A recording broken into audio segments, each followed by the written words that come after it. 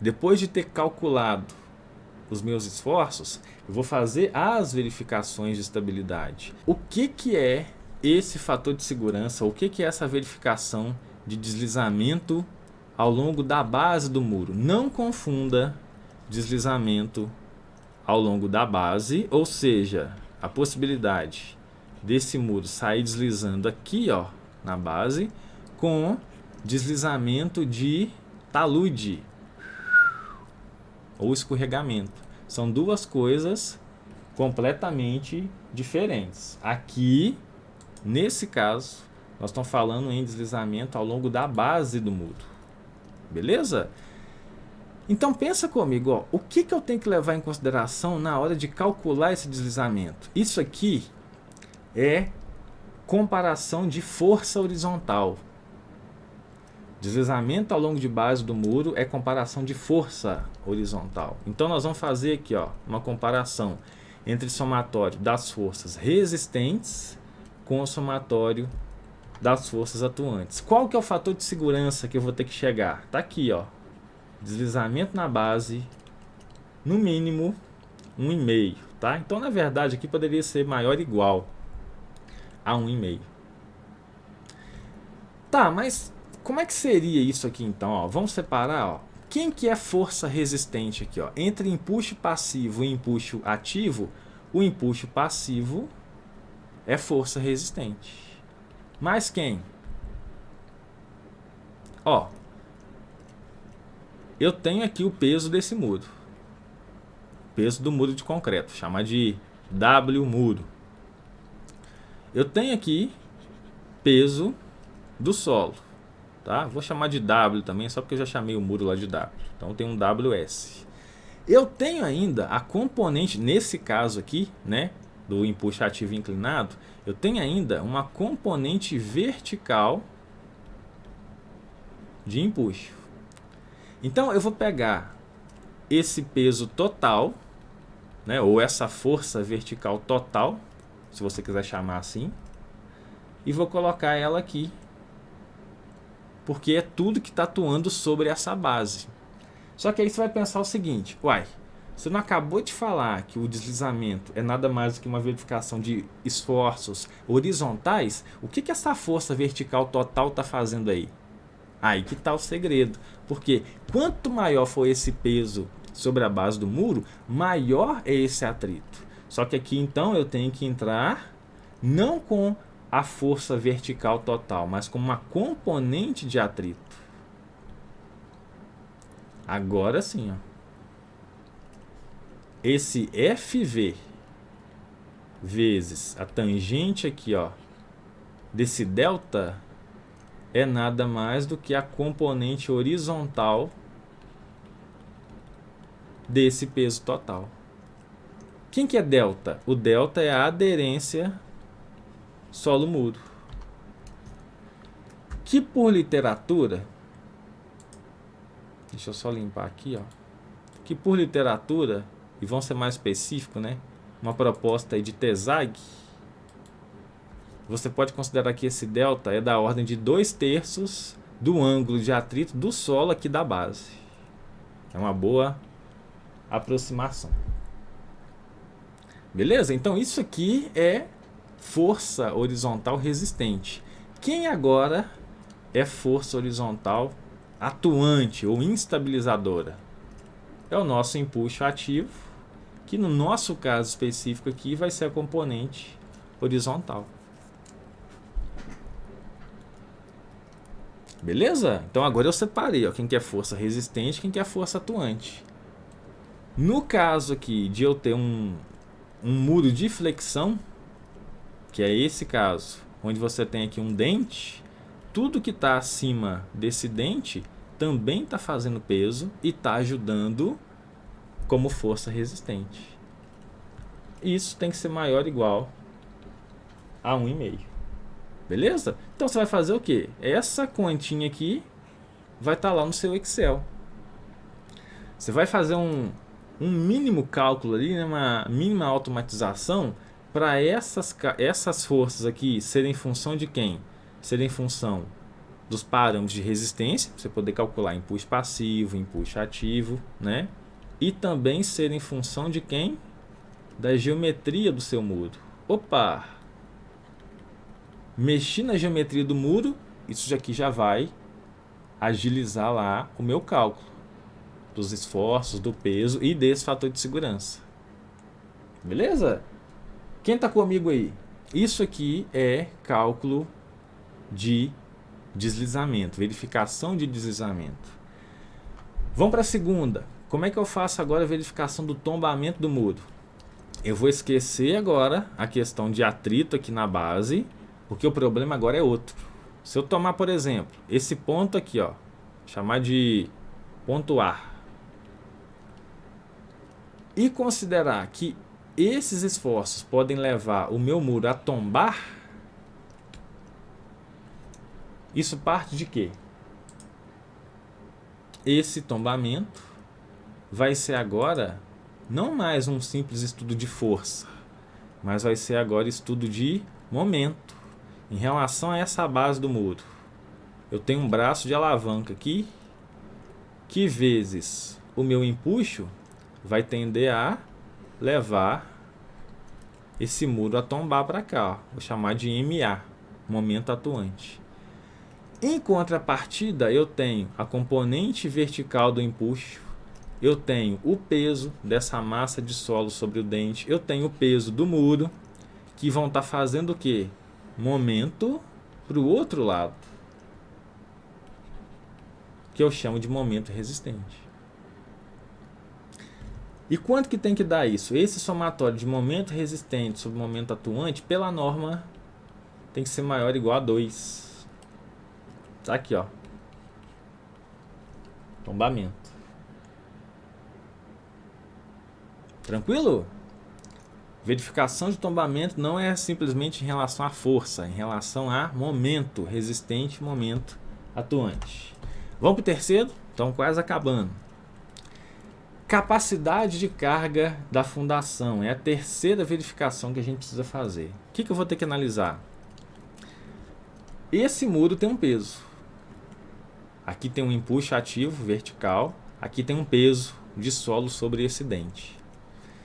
Eu tenho que garantir com folga, tá? Essa folga chama fator de segurança, que as máximas tensões que vão ser desenvolvidas aqui por essa compressão do muro vão ser inferiores a quem? A tensão admissível aqui, ó, da minha fundação. Onde que eu estudo tensão admissível? Lá de tensões, né? Lá de fundações, perdão. Quem que é a tensão admissível? Pô, é a sua capacidade de carga sobre um fator de segurança. Esse fator de segurança é o que a norma de estabilidade de encostas, que fala sobre muros de contenção, vai trazer para você analisar junto com quem? Com a norma de fundações. Beleza? Então, ó, seguinte. O que a norma vai falar? A capacidade de carga da fundação tem que ser um fator de segurança maior ou igual a 3. Alto, né? Alto. Então, ó, capacidade máxima de carga da fundação sobre a máxima carga de compressão na base do muro. Tem que ser maior ou igual a 3. Porém, olha a nota. Lembra que a gente falou da nota? Na verificação da capacidade de carga da fundação, podem ser alternativamente utilizados os critérios e fatores de segurança preconizados na NBR 6122. Vamos recapitular o que essa norma de fundações fala? Ela fala o seguinte: se você for calcular a capacidade de carga por valores teóricos de literatura, pelos métodos teóricos de Terzaghi, você vai trabalhar com um fator de segurança igual a 3. Se você for utilizar métodos semi-empíricos, for usar, por exemplo, SPT, para calcular os seus parâmetros, para calcular que essa capacidade de carga, você pode reduzir esse fator de segurança para 2. Ó, então melhorou. Então melhorou. O meu fator de segurança agora pode ser maior ou igual a 2. Esquece esse 3 aqui que é alto pra caramba. Beleza? Agora, como é que eu calculo então essas tensões aqui na base? Ó, elas vão ser função das forças verticais do muro, vão ser função da área de base desse muro. Como o cálculo aqui é linear, essa área de base é a base do muro vezes 1, né? 1 metro linear. E vão ser função dos momentos que vão estar atuando nessa base do muro, nesse eixo do muro, assim como da inércia. Klinger, tem algum exemplo de cálculo completo disso aqui? Tem, tá? Se você entrar aqui no meu canal e procurar lá dimensionamento geotécnico de muro de arrimo, você vai achar esse vídeo. Então, essa é a terceira verificação. Muita gente, muito projeto para aqui. Só verifica deslizamento, tombamento e fundação. Por quê? Porque o Excel vai muito bem, obrigado. Até a munheca te ajuda. Não para por aqui. A melhor parte, para mim, vem agora, que é a ruptura global. O que é isso? Vamos lá, ó. Projetei aqui o muro. Vou desenhar o mesmo muro aqui, ó, de flexão. Para você projetar, ou melhor, para você executar esse muro, você já vai ter que cortar no talude. Então você vai fazer um corte. Se você faz um corte a 90 graus aí, principalmente se esse muro não tiver, se esse solo não tiver coesão, isso aqui vai cair. E aí a gente faz o muro, executa o muro. Depois você volta compactando isso aqui, ó, né? Aqui tá talude. Posso ter uma fundaçãozinha do muro. Então eu vou ter aqui peso de solo, peso de muro, vou ter um empuxo passivo aqui, vou ter a distribuição das minhas tensões na base, né? Vou ter aqui empuxo ativo com as suas componentes e tal. Além das 3 verificações que a gente já mencionou, o que pode acontecer se você não verificar a estabilidade desse maciço? Pode acontecer uma ruptura que vem pegando lá de trás e ela vai passar pela base do muro e vai levar tudo isso aqui embora, ó. Muro com talude, muro com solo lá fora. Mas por que? Eu dimensionei o muro, por que tem essa possibilidade? Poxa, você cortou no talude, deixou mais leve, só que ao mesmo tempo você está colocando uma estrutura aqui que tem um peso específico de concreto que é maior do que muito solo. O muro é de gravidade, peso específico 24 kN por metro cúbico.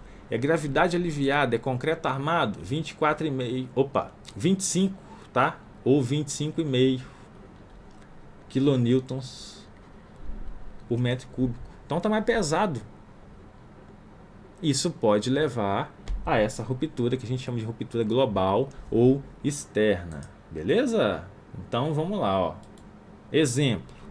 Estou aqui com o meu muro de contenção, um muro de arrimo. Assim como eu posso ter também o meu muro de flexão. A ruptura pode acontecer aqui, ó. Olha lá, passando por trás do muro.